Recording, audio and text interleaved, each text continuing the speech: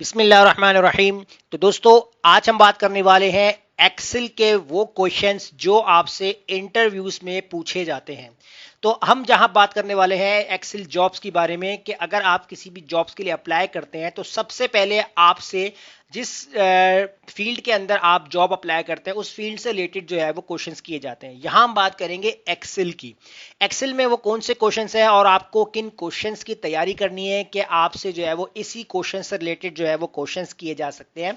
तो मैं यहां पर आपको इस वक्त स्क्रीन टॉपिंग करके दिखाता हूं कि इंटरव्यू से रिलेटेड कुछ क्वेश्चन जो मैंने यहां पर राइट डाउन किए हुए हैं। तो इससे अगर आप जो है अपनी तैयारी कर सकते हैं तो आप जो है वो अपना एक्सेल इंटरव्यू क्लियर कर सकते हैं। देखिए, सबसे पहले अगर आप एक्सेल के बारे में, अगर आप एक्सेल की फील्ड के अंदर कोई भी जॉब करना चाहते हैं तो आपसे पहला जो काम होगा वो आपसे पूछ लिया जाएगा कि व्हाट इज माइक्रोसॉफ्ट एक्सेल, यानी एक्सेल जो है वो क्या चीज़ है उसके बारे में थोड़ा सा बताएं। तो एक्सेल के बारे में आप कैसे बता सकते हैं उनको, इसकी एक छोटी सी डेफिनेशंस होती हैं कि जो आप यहाँ पर आपको नेट से जो है इजीली मिल जाती है, वो आप यहाँ पर लर्न कर सकते हैं। लेकिन उस एक्सेल की डेफिनेशन को जब आप याद करेंगे तो आपको उसका मतलब मालूम होना चाहिए, क्योंकि उससे भी रिलेटेड क्वेश्चंस की जा सकते हैं। अब मैंने जो है यहाँ पर एक छोटी सी डेफिनेशन यहाँ पर लिखी हुई है, जिसमें यहां पर हमें बता रहा है कि MS Excel is a commonly used Microsoft application. It is a spreadsheet program which is used to save and analyse numerical data. अब ये क्या काम करता है, यानी कि बता रहा है कि एक एक्सेल जो है वो कॉमनली यूज होता है माइक्रोसॉफ्ट एप्लीकेशंस के लिए। It is a spreadsheet program, ये है जो है स्प्रेडशीट प्रोग्राम है which is use to save and analyse numerical data, जो हम सेव कर सकते हैं और न्यूमेरिकल डाटा या कोई भी हम अपना डाटा एनालाइज करने के लिए। अब यहां देखें इस डेफिनेशन के अंदर, तो आपसे इस जो आपने लिखी हुई है या अगर आप उनको बताते हैं तो आपसे भी पूछ लिया जा सकता है कि व्हाट इज स्प्रेडशीट। आपने जो है वो डेफिनेशन के अंदर जो है वो स्प्रेडशीट का वर्ड यूज किया है, तो ये स्प्रेडशीट है क्या। तो स्प्रेडशीट क्या है मैं आपको यहाँ पर प्रैक्टिकल भी करके दिखाता हूँ। तो जब आप एक्सेल ओपन करते हैं, तो जब एक्सेल ओपन करते हैं तो आपने देखा होगा जिस तरीके से हमारे पास यहाँ पर नीचे जो शीट्स होती हैं जिसको हम यहाँ पर क्रिएट करते हैं इस तरीके से, तो ये स्प्रेडशीट कहलाती है। अगर आप किसी भी शीट के अंदर मौजूद है, इस पूरी शीट का जो आपको इस वक्त प्रीव्यू नजर आ रहा है, तो ये पूरी शीट आपको स्प्रेडशीट कहलाती है। तो इसको हम स्प्रेडशीट कहते हैं। तो इससे आपका क्वेश्चंस का आंसर भी निकल जाएगा और सामने वाले को उसका आंसर भी मिल जाएगा। इसके बाद आपसे नेक्स्ट जो क्वेश्चंस किया जाता है वो ये किया जा सकता है कि व्हाट इज सेल, यानी कि सेल क्या चीज होते हैं। एमएस एक्सेल के अंदर सेल्स का काम बहुत ज्यादा होता है, तो उसी से रिलेटेड आपसे पूछ लिया जाएगा कि व्हाट इज सेल, सेल्स क्या चीज है। अब देखिए सेल्स क्या होते हैं। जब आप एमएस एक्सेल को ओपन करते हैं तो आपको यहां पर कुछ इस तरीके से बॉक्सेस नजर आते हैं। अब ये बॉक्सेस ही जो है आपके लिए सेल का काम करते हैं, यानी कि अगर हम किसी भी सेल के ऊपर एक्टिव हो जाते हैं तो ये आपका जो है वो सेल बॉक्स कहलाता है।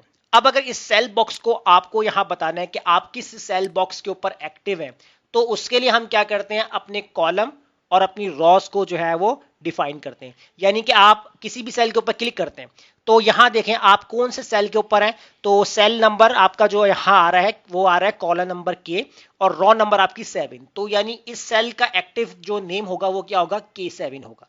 तो ये सेल्स की डेफिनेशन है। तो इससे भी जो है वो सामने वाले को उसका क्वेश्चन का आंसर मिलेगा।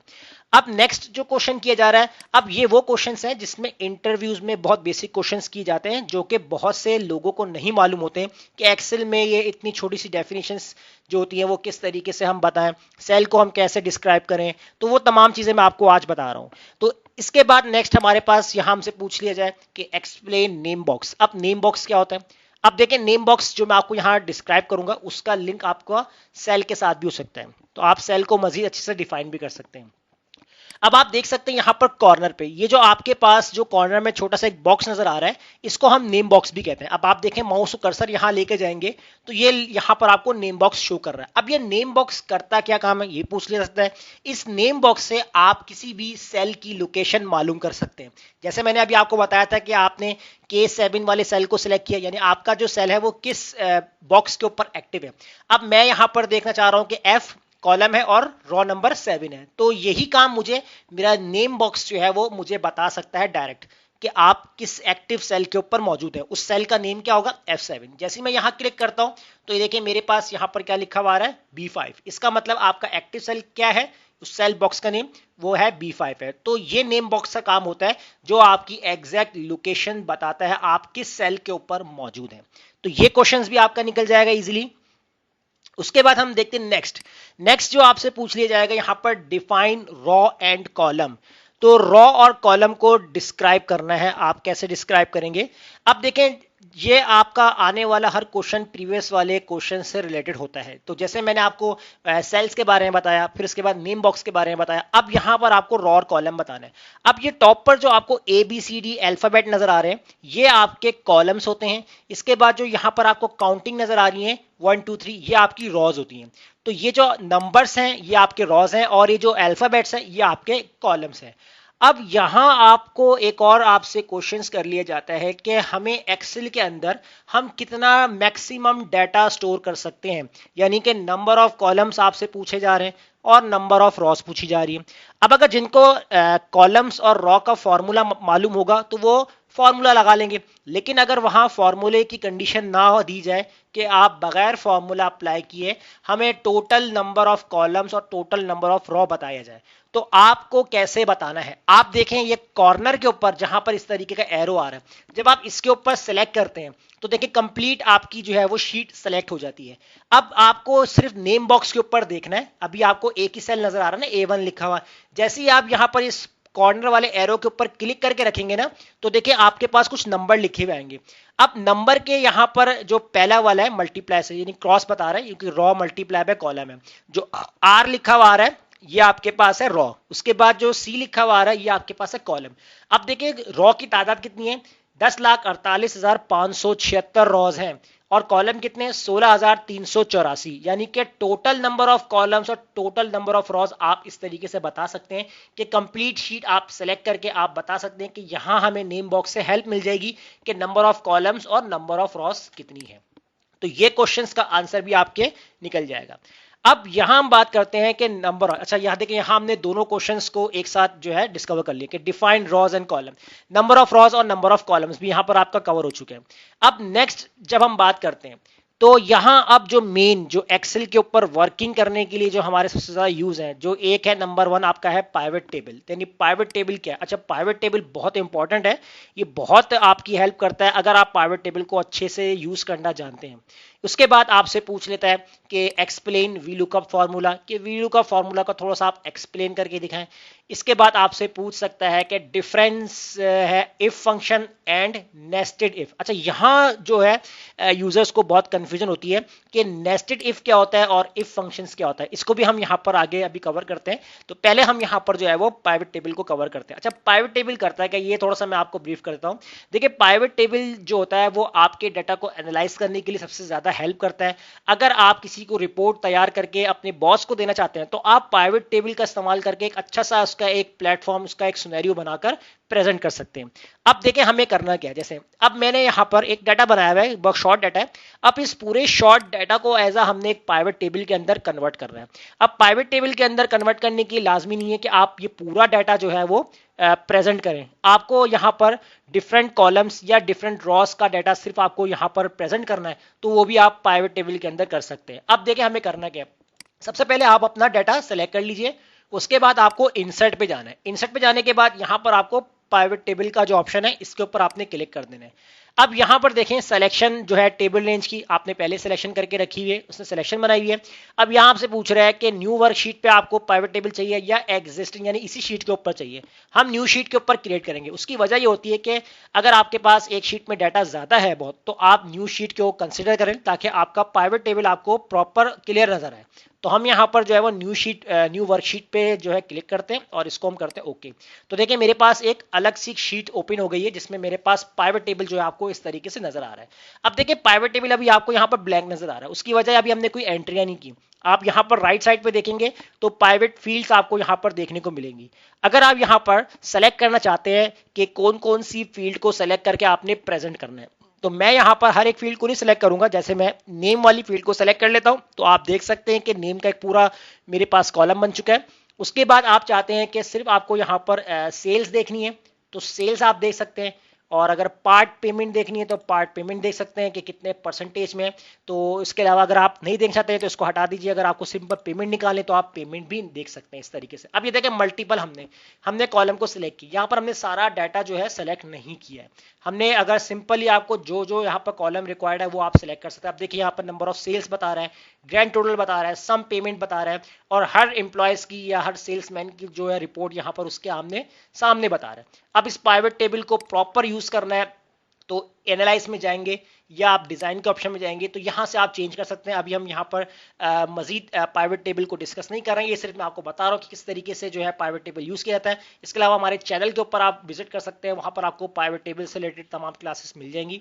तो यहाँ जैसे आपके पास सब टोटल है, अगर आपको सब टोटल नहीं चाहिए तो यहाँ पर आप क्लिक कर दीजिएगा डू नॉट शो सब टोटल, और इसके बाद यहाँ पर देखें ऑल सब टोटल्स हैं, ग्रैंड टोटल्स अगर ये भी नहीं चाहिए आपको, किस तरीके चाहिए, सिर्फ रॉ वाइज चाहिए, ये पूरी प्रॉपर जो है वो इनकी सेटिंग्स है। लेआउट को भी आप चेंज कर सकते हैं, जैसे लेआउट आपको कॉम्पैक्ट में चाहिए तो कॉम्पैक्ट में मिल जाएगा आपको, इसके अलावा शो टेबुलर फॉर्म में चाहिए तो टेबुलर फॉर्म में मिल जाएगा आपको।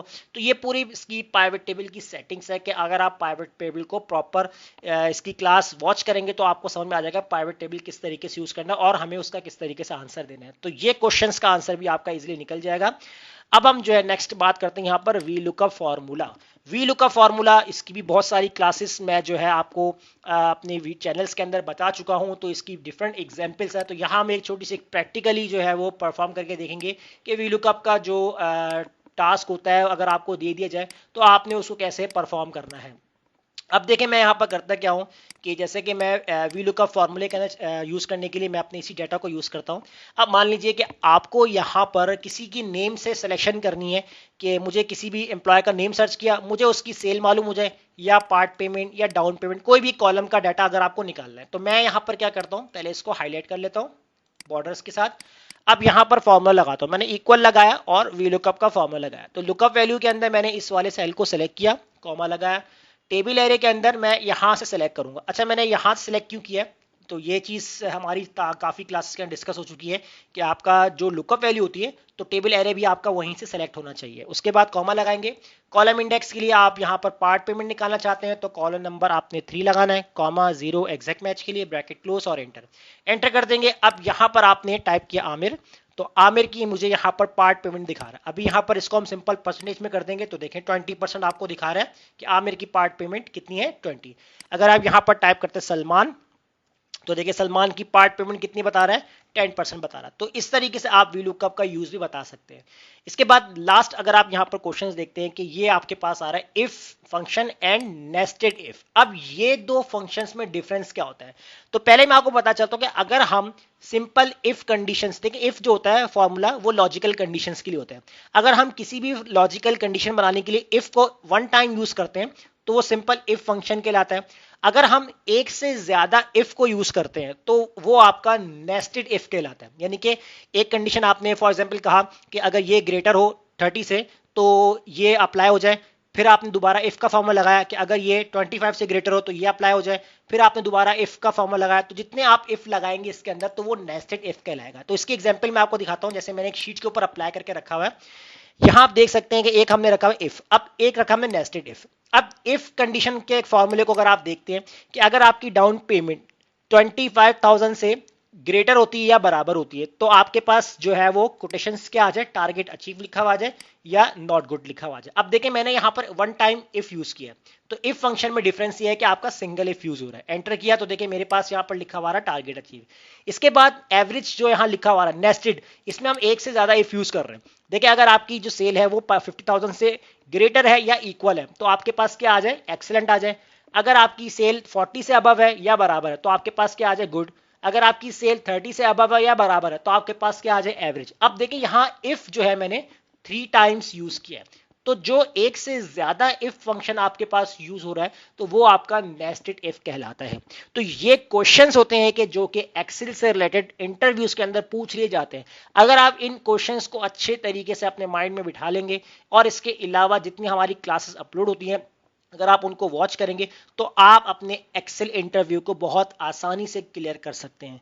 तो उम्मीद करता हूं आज का टॉपिक आपको समझ में आ गया होगा। वीडियो अच्छी लगी लाइक कीजिए, फ्रेंड्स में शेयर कीजिए और हमारे चैनल को सब्सक्राइब करना भूलिएगा। मिलते हैं नेक्स्ट वीडियो में, शुक्रिया।